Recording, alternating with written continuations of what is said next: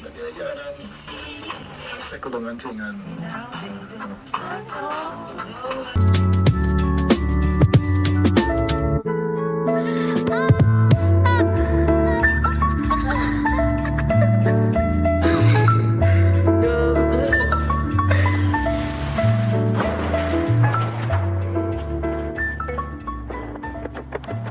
It is Monday, October 27th. There's a hurricane that just hit. And we still have power.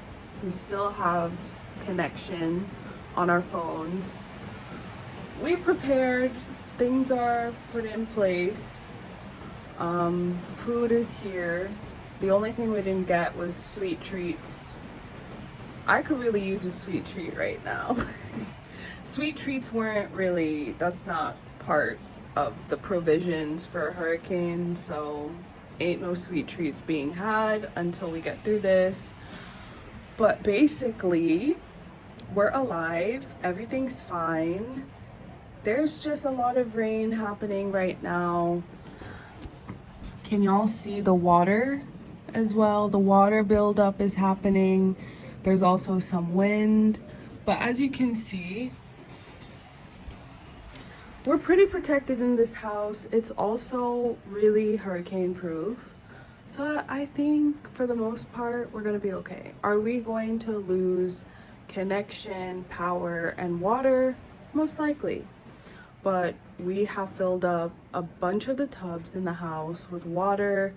We have ample jugs of water as well, you know, water for bathing, water for washing, and then we have drinking water as well. So I think we're okay. The only thing that I'm really concerned about at this moment in time is the fact that we don't have any sweet treats. Let's go see how my grandpa's doing. How are you doing? Just watching the rainfall. What else of the conditions can you tell us about? It's cool and nice out here. He's out on his veranda, seeing the storm.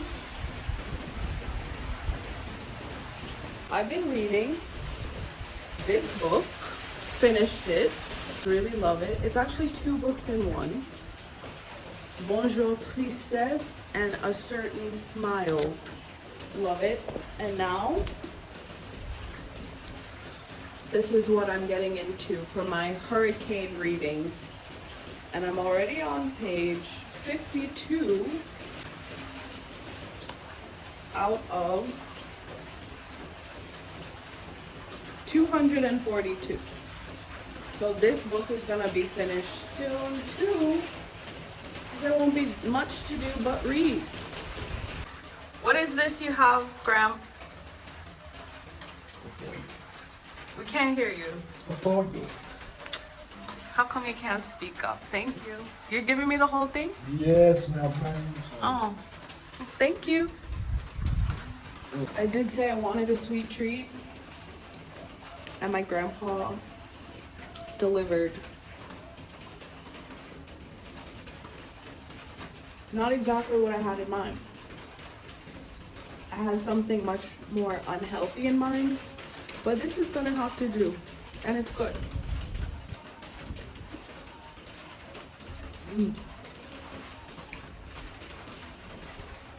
He said they're overripe, but they're nice and sweet, so I like them. Lots of rain all night. I don't know if you can really see it, but you can hear it.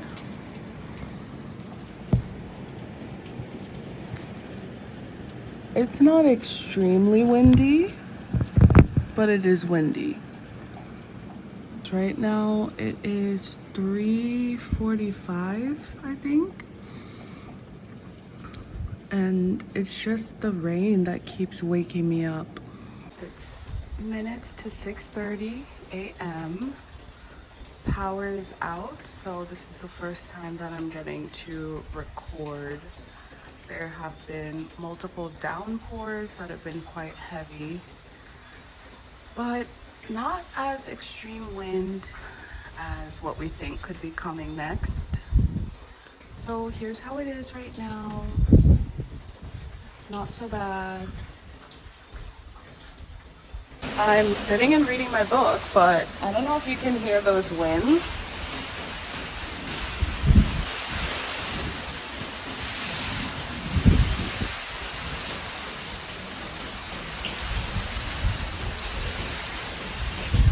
Yeah, just the beginning of the heavy winds just sounds like a startup. So I probably won't be out here reading for much longer. We're gonna have to go inside.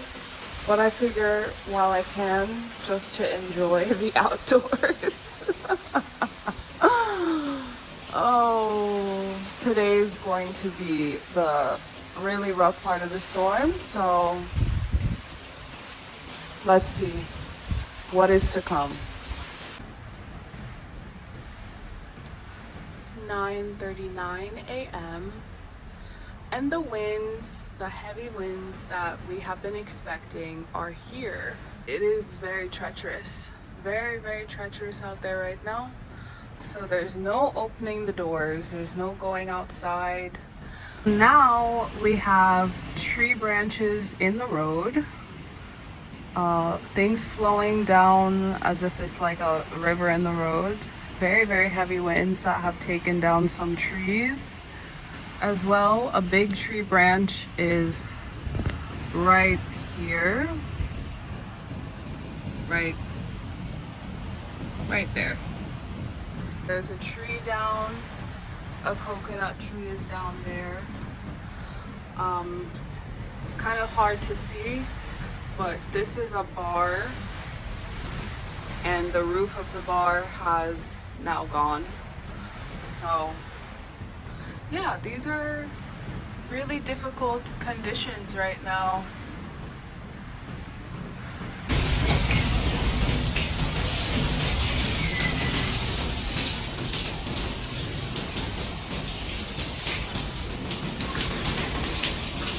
It's raining in the kitchen. Even the stove is collecting water. Quite bad.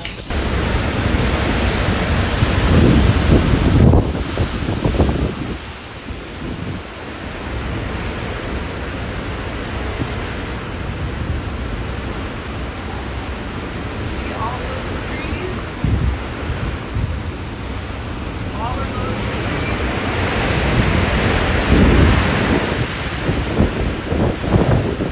We have been mopping for hours. Hours and hours and hours. All of the tiles in the kitchen are pretty much leaking.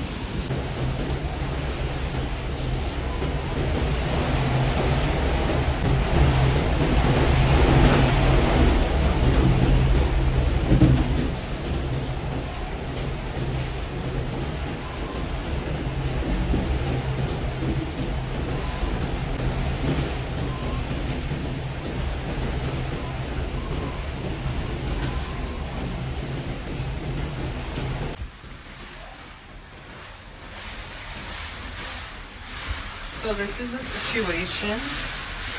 Not good. Really not good.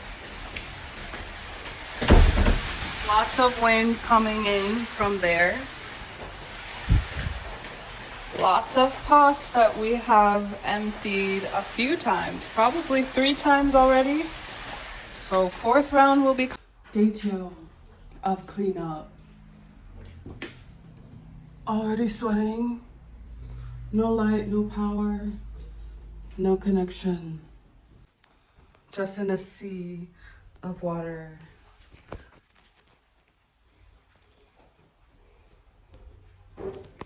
So many things ruined.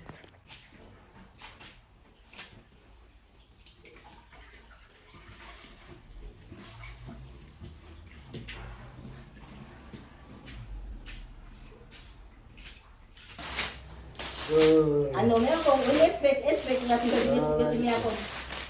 Today, Italy, post-church, wala. Scan. Post-church, wala ito yun. Anything up to the new one? Yes! This is some guy I'm going. I have my morning elixir of coconut water and lime, which my grandpa says is gonna spoil soon because the fridge has not been working. You can't taste it, gone bad. Pretty soon you can't drink none at all. And you know what? What, Grandpa?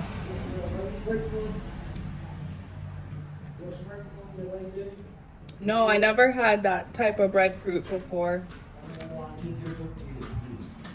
The breadfruit. Taste this. All right, Grandpa roasted some breadfruit. And a roast that. Steam some breadfruit. This is what it looks like. It's usually crispy.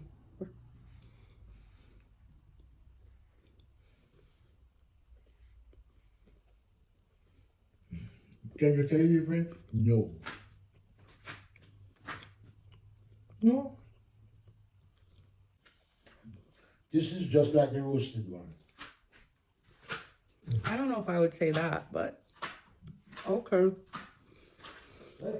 So it's been 3 days without power, water, or phone connection. Today is the first day that we don't have major things to fix. I'm stuck with my annoying grandpa. They didn't hear the whole thing.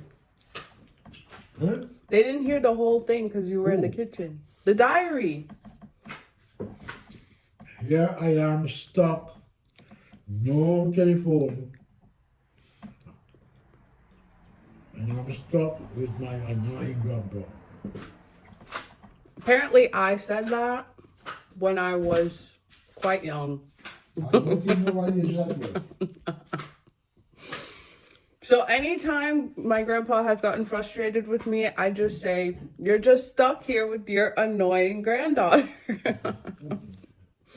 And anytime he thinks that I'm frustrated with him, he says, "You're just stuck here with your annoying grandpa." And that's just what it is. But I have not taken a walk since last Sunday when things started to get stormy. Now, walking around the neighborhood, seeing what's going on, it's something. So potholes have been a thing forever, but this is not a pothole. The road is torn up here.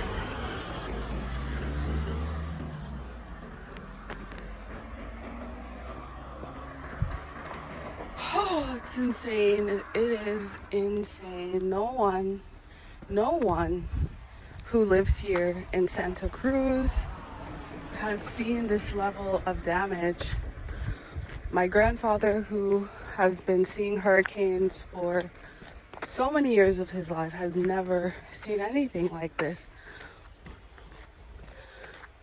There are people who have come by our house talking about how they have 3/4 of their roof still on, you know? Look at this. How did that get there? The hurricane honestly just ripped things out of the ground, place it in another location. That doesn't belong here.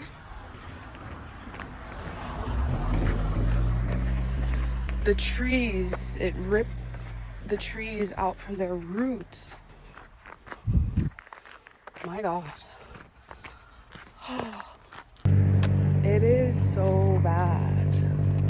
And it's everywhere.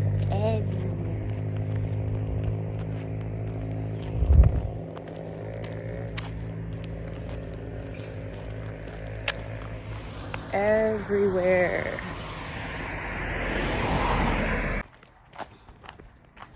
I'm just still stuck on the amount of damage.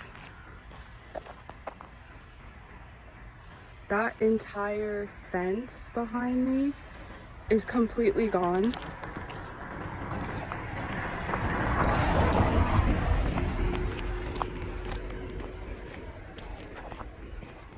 a lot of people's roofs are gone. It's just really sad. It's really, really sad. And the worst part though, Jamaicans are resilient. People are already, you just hear like rebuilding already. But there's not much help from the government itself. We haven't seen any MPs come out. There's no power. There's no water. And this is going on for days now, since Tuesday for us. And there's no phone connectivity. You can't call anyone. We're running out of water to bathe and clean and all of this stuff with. It's just crazy. No stoplights are working. So many wires everywhere. All of town is just a muddy pit.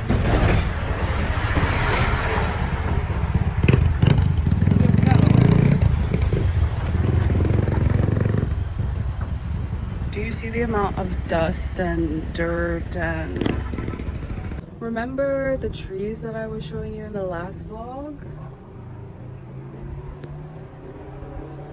They are ripped out of the ground. And here's just some of the damage that we see around us. It's really hard to put into context how widespread the damage is. There's someone's roof gone right here. School is not going to be in session for a lot of the kids in this neighborhood as well. And this entire disaster has really put into context for me how severe the disaster was for New Orleans during Hurricane Katrina. It also puts into context how dire the genocides in Palestine, Congo, and Sudan are, as the disconnection, the lack of resources such as water, food, power, necessities, all of those things are currently happening in central St. Elizabeth. We are living through it. And even as someone who is more privileged, who has not lost even a part of their roof, but still has to make home repairs, we are feeling the pain. All of our neighbors are feeling the pain. And there are a lot of people we know who have lost their roofs, who are doing their cleanup by themselves. They don't have assistance. And this entire experience has me thinking about what I can do. Though I have kept a smile on my face, because I think even in a dire situation like this, there's still so much that I have to be grateful for. And you've seen me and my grandfather have lighthearted moments. There are some really tough moments that are also happening, that we're going through every single day. Our water supply that we use for cleaning, that we use to flush our toilets, to bathe with, that water supply is dwindling, and it's dwindling fast. We are in a critical period right now, and I don't let despair wear me. I don't wear my despair, and I don't let my despair wear me. But currently we are in a situation where we need to rally some troops. We need to see how much we can do as a community. So far, I've seen so many neighbors come by and help with various things, but given that I am in a privileged position where I have a network outside of Jamaica, I have worked in the nonprofit space, I know people who know how to raise money, this is, I feel, my time to put all of that experience to good use for this community that I haven't spent so much of my life in, but I've spent enough of my life in. It's my roots. It's where my family, my mother was born in this house. My uncle, my aunt, they went to school in this community. We have so many neighbors that have known them their entire lives in this community. My grandfather has been living here since the 1970s, and he was one of the first people in this community in this specific housing development. He was one of the first people to buy. So I couldn't join a freedom flotilla while I was in Greece, and it was something that really irked my soul. I felt quite useless. I felt so near to such a dire situation, and as a privileged person, I always asked myself, what can I do? How can I use my privilege to even lessen the pain that people are experiencing, even 1%? And now that I'm in a situation where I have a network who knows people who need help, and a lot of the people who need help are elderly folks who cannot do house repairs, who, are struggling not just with the to get the water or to have access to necessities, but also just to care for the things that they need to do in their home. I know that that's where I can help to show up, not only to connect them to these resources, but also to help out with cleaning and clearing some of the mess that we have. So this is where I'm asking and I'm calling on my network to support this effort. We have a few things, we have a few priorities laid out in our campaign to help us rebuild Central St. Elizabeth. So please, please, please support the campaign. Please share widely. We know that globally it's a very difficult and hard time financially. So many people are feeling it. And yet so many people are still showing up for one another, and that's all that we ask. We know a lot of the donations are going to be small dollar, but this is a time when I also need to work my network to get as many high dollar donations together so that we can really make an impact in Central St. Elizabeth. We have people who are so resilient here, who don't often ask for help, but I personally, as someone with connections in the States, in Europe, and even in Asia, I'm not going to sit and be idle. I'm going to keep myself busy. I'm going to see what I can do for our network of people who are here struggling just to stay alive, a lot of whom are elderly. I'm here with my 83-year-old grandfather, my great aunts who we're 20 minutes away from. It's very, very challenging to even get to them right now, and they are dealing with part of their roof being gone. So I want to step up what we're able to do, and I need your help and your support in order to do it.